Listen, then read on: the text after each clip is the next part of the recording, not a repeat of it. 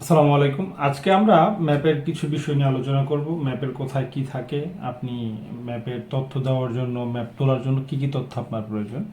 প্রথমেই ম্যাপের উপরিভাগে থাকে হলো উপজেলা, জেলা, মৌজা, জেল নং, সিটের ম্যাপ যদি একাধিক হয়ে থাকে সেই ক্ষেত্রে সিট নাম্বার। যেমন এখানে দেওয়া আছে উপজেলা ভালুকা, মৌজা হবিরবাড়ি, জেল নং 33, সিট নং 1। সিট নং 1 মানে হলো আপনাকে যদি একটি সিটের মধ্যে মানে একটি মৌজা যদি কয়েক হাজার দাগ থাকে, কয়েক হাজার প্লট থাকে, সেই ক্ষেত্রে এটা একটি ম্যাপের মধ্যে আনা বা একটি সিটে আনা পসিবল না, সেই জন্য একাধিক সিট তৈরি করা হয়। এটা ময়মনসিংহ জেলার। এটা হলো 16 ইঞ্চি স্কেল ম্যাপটি প্রস্তুতকৃত। ম্যাপের আমরা জানি 5টি স্কেল ম্যাপ প্রস্তুত হয়, 4 ইঞ্চি, 16, 32, 64, 80। তো এটা 16 ইঞ্চি সমান 1 মাইল, ওই হিসেবে এটা প্রস্তুতকৃত। এবং এইটা হলো ম্যাপের যেই প্লটগুলো, এটার মধ্যে দেওয়া।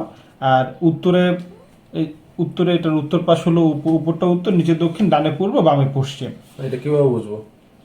এটা আপনি ম্যাপটা ধরবেন, ম্যাপটার উপর পাশটা সবসময় উত্তর, সেটা আপনি দেখলে বুঝতে পারবেন এই যে এই চিহ্নটার মাধ্যমে। আর ম্যাপের উপর পাশ সবসময় উত্তরই থাকে।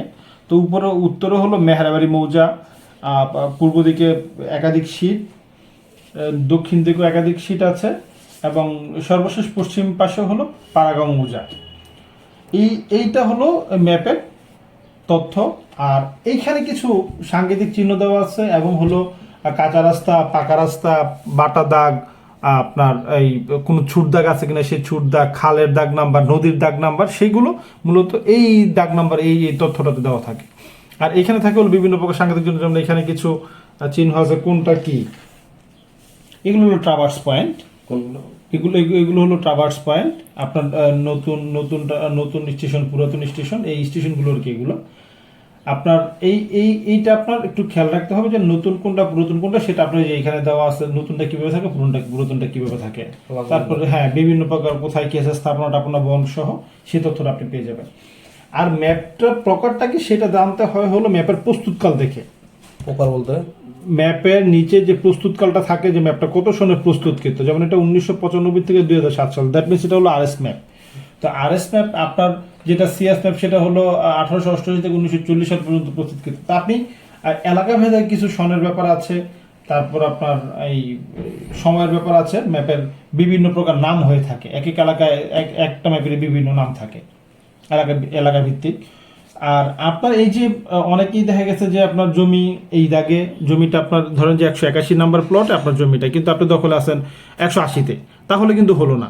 আপনাকে 181 জমি মানে আপনি 181-তেই দখলে থাকতে হবে। যদি আপনি অন্য দাগে অন্য কোনো দাগে দখলে থাকেন, তাহলে কিন্তু আপনার সেটা কার্যকর নয় মর্মে ঘোষণা করা হবে।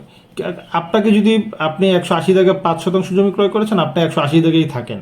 যদি আপনি কোনোভাবে যদি 181 দাগে চলে আসেন, তাহলে কিন্তু আপনার সেটা পরবর্তীতে আপনি দখল উচ্ছেদের মামলা করা হলে অন্য কেউ ওখানে দখলে থাকে, বা আপনার জমিটাই আপনি একেবারেই হারিয়ে ফেলতে পারেন। হ্যাঁ, সেই জন্য আপনি জমিটা সঠিকভাবে বুঝে পাওয়ার জন্য আপনি ডিজিটাল সার্ভে করুন, আপনি প্যান্টাগ্রাফ করে রাখেন।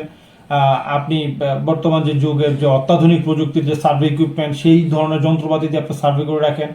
বা ওইটাই যদি একান্ত না পারেন, সেক্ষেত্রে আপনি এলাকার যেই লোকাল আমিন যারা আছে সার্ভেয়ার, তাদেরকে দিয়ে আপনি প্রয়োজন আপনি আপনার জমিটা সার্ভে করে আপনার যে প্রপার দাগ, আপনি সেই প্রপার দাগ অবস্থান করুন, অন্যথায় আপনার জমি আপনি চিরতরে হারাবেন। ধন্যবাদ সবাইকে।